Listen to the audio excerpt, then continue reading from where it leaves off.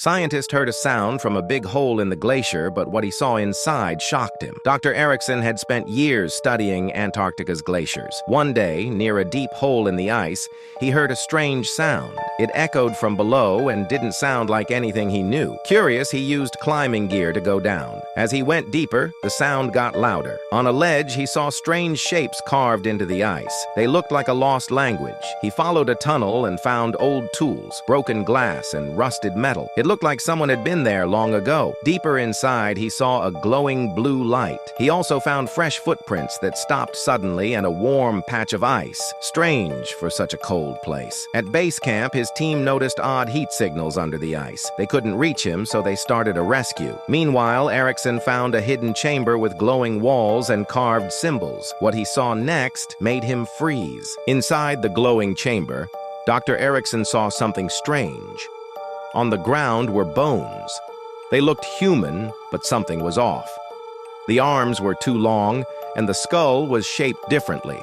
He stared at them, confused and unsure what they meant. Then, at the far end of the chamber, he saw a figure, frozen in the ice. It was a body, trapped beneath a thin layer of clear ice. The face looked calm, almost like the person was just sleeping. Around the neck was a pendant, with small, strange symbols carved into it. Dr. Erickson moved closer to look at it. Then he froze. The face in the ice looked like his own. Shocked, he broke the ice and took the pendant. Inside, he found a small chip. When he got back to base, his team studied it. The chip held a message. But it wasn't just any message. It was from the future. The message warned that the glacier would soon collapse. The reason was human activity. Pollution, heat, and years of damage had made the glacier unstable.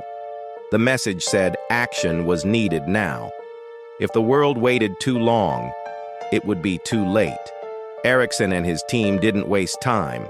They told scientists and leaders around the world. Experts confirmed the glacier really was in danger.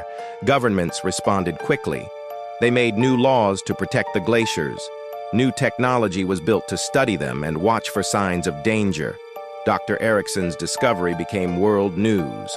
People everywhere began to understand how serious the situation was. His team worked day and night to share what they had found.